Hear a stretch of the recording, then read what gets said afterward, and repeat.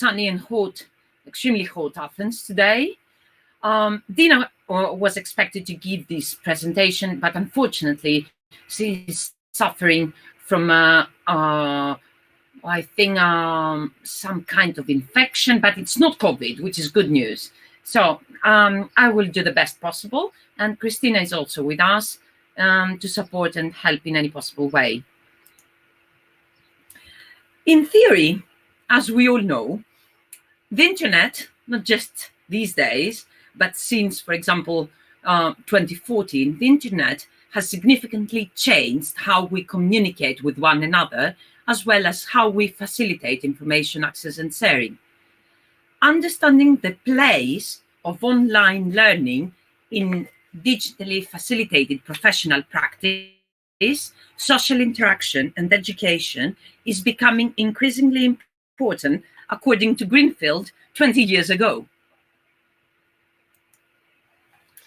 So, if we go back in time, researchers and scholars kept focusing and pointing out the importance of digital tools in education and how can technology facilitate the teaching process. The issue, 20 years ago actually, the issue, according to Warshauer and Healy, is no longer one of how to use technology to teach, but one where teachers acknowledge the way the world is already developing and understand the significance of online literacy and the role collaboration and online engagement could play in student learning and their future workplace environment. Actually, this was said 20 years ago, and many scholars tried to convince educators to adopt online teaching practices back then. So they kept pointing out that digital tools can enhance learner interaction. Digital tools can help learners use language in authentic situations. Digital tools can promote socialization and communication among learners. So enhance interaction, use language in authentic situations, and promote socialization and communication beyond and outside the classroom, the standard classroom. Over the years, we kept acknowledging the importance of technology in our teaching situation, in our classroom. The way we learn in our society is based around communication, and the way society operates is that more and more of our communication is becoming digital, according to Professor MacDonald.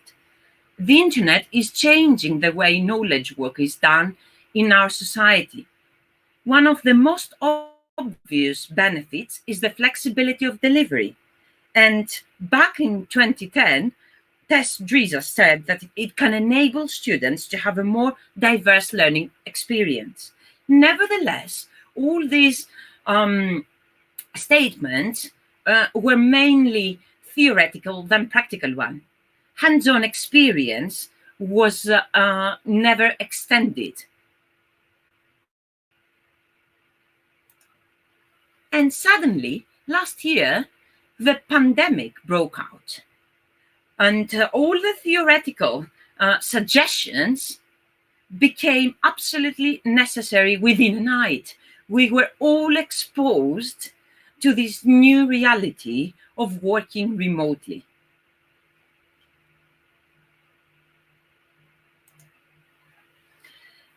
So we tried to see whether and to what extent language learning and teaching practices during the first lockdown, so we're dealing with March and April 2020, need to be transformed in response to the new reality that all educators, not just language ones, faced and keep facing till today. In our context, we try to investigate how EFL teachers responded to the transition, to this fast and harsh and rapid transition from face-to-face to online lessons. So our topic and our findings today will elaborate on specific teaching practices that could relate to assessment practices as well.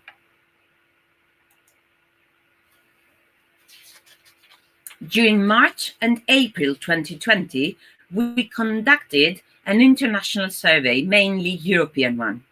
We kindly requested from language educators working online during the COVID pandemic to fill in an online questionnaire. 47 questions were included in the questionnaire, both open-ended and closed ones. We obviously collected demographic information. We asked them about their online teaching experiences, resources, and ways of providing feedback to their learners, experiences with a transition from on-site to online teaching, any support they might have received, their students' response and motivation, and their educational and training needs. They were also invited to take part in an interview, and we are in the process of carrying out those interviews as well throughout Europe. So some preliminary findings of our survey. In the most of the cases, our sample consists of female participants. Almost 80% of our respondents were female ones. We tried to have a representative sample from all over Europe. So you can see that 300 participants, our respondents, come from Europe. We had quite a high number of participants from Greece, more than 300, but we tried to calibrate our sample and we had to make a selection for this European survey. A limited number of responses, but representative number of responses was selected. Mainly students, teachers from working in the public sector form 2/3 of our sample, but we have teachers from the private sector as well, as we can see here. So we have primary, secondary education, freelance teachers, alongside higher education as well. In terms of their teaching experience, most of our respondents can be considered as highly experienced teachers.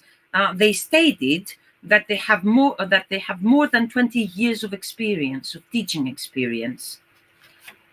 So as you can see here, we have almost 60%, 70% of our participants to be considered as quite experienced or very experienced language teachers. And they come from different sectors of education, primary and secondary education, along with higher education, language schools and institutions, freelance teachers, and teacher trainers to a limited percentage.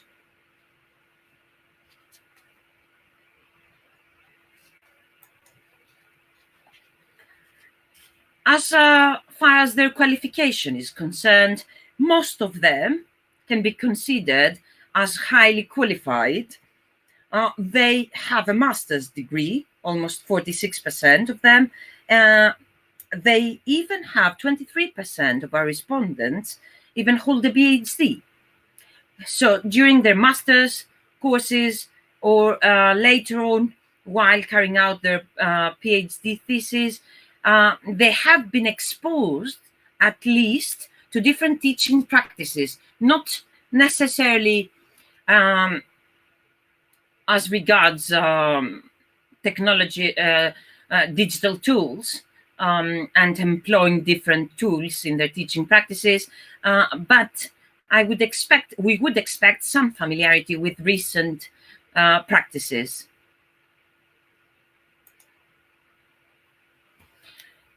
It's rather interesting to note that half of our respondents have never stated that they have never taught online before the COVID pandemic. So they had no experience of online teaching, and they have never even taught or taken part in any kind of blended courses. So they were mainly involved in face-to-face lessons. And most importantly, they have not, almost half of them, 44% of them, received no training. They had no experience, and nevertheless, everything happened so suddenly that there was no time for training. So they were obliged to provide online lessons without any experience or training. Teachers tried to survive and cope with the situation and do the best possible for their students. The type of training they tried to receive was mainly through self-training, attending webinars, watching videos, reading online articles. Almost 70% of them tried to find online resources. In certain cases, training was provided by their institution. By training, they mean at least some guidelines on how to use a specific platform.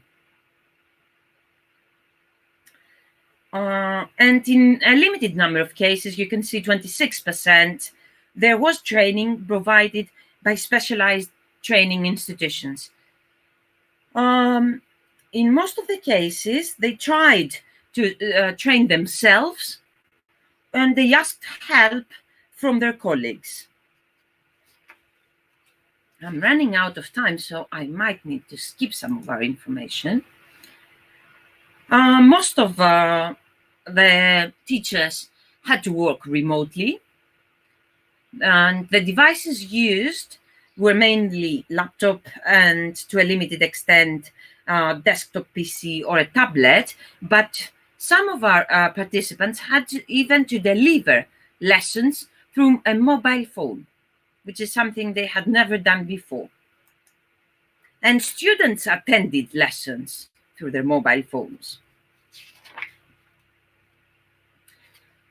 When teaching online, our respondents stated that, to a great extent, as far as assessment is concerned, they tried to encourage their students' self-assessment practices.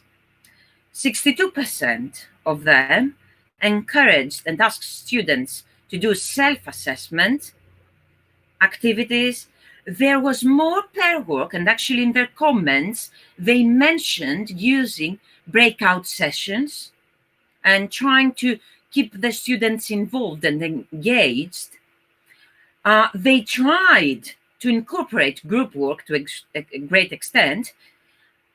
Basic peer assessment took place as well, but in most of the cases, they just assigned individual homework and independent study. So they tried to use methods already familiar to them in a traditional setting, in a traditional face-to-face lesson.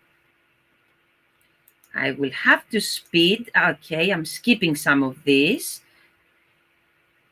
Try to choose to be selective because I have just 3 minutes left for this presentation, running out of time. Okay. We asked them, we wanted to check whether they offered synchronous or asynchronous sessions. And as you can see here, they had a combination of both teaching types. Almost over 63% of them tried both, delivered both synchronous sessions and asynchronous modes via an e-class possibly. They nevertheless acknowledged the fact that they went into changes. Inevitably, they had to adopt changes when teaching online. They couldn't use just the textbook, the assigned textbook, the printed version of the textbook that they were using during their face-to-face lessons. So they admitted that in most of the cases, I cannot, they have actually, their online teaching was different from their classroom teaching. And what is most important to highlight is the fact that even when teaching online, and despite the difficulties students faced with their access to the sessions, they kept, almost 60% of our teachers kept assigning the similar amount of homework. So even though the mode of teaching had changed, the homework assigned to our students was of similar amount and the similar type of homework. So there was no adjustment as far as homework, activities assigned for homework were concerned. And as we can see here, the type of homework normally assigned was once again the materials available by teachers. What is interesting, and I would like to highlight, is that they, at the same time, teachers tried to incorporate some authentic materials.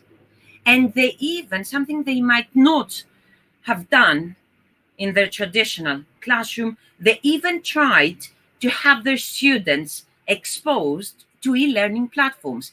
And this is an important, we feel, finding, because the more exposed our students nowadays have become to online platforms, the more familiar they are, or they can be considered, with alternative ways of assessing them in the future, using, for example, mobile phones or tablets or different platforms that would not be considered as acceptable in the past or as user-friendly in the past.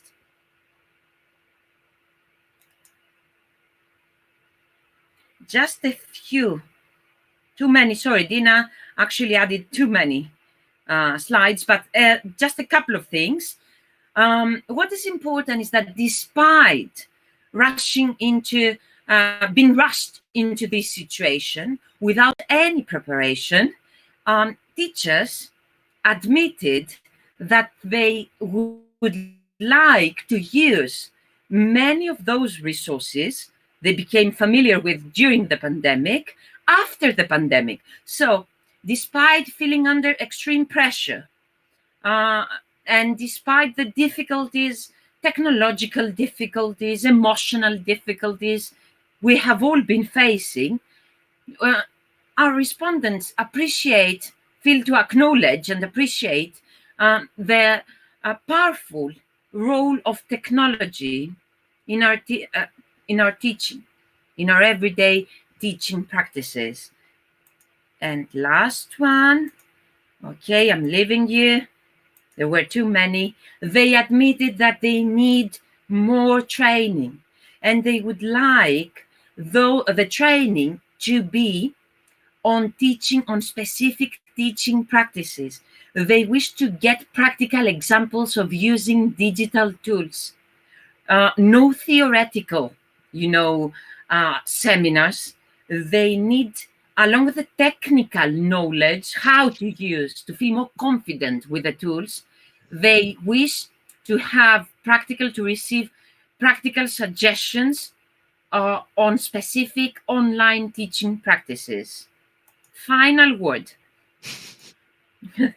Yeah.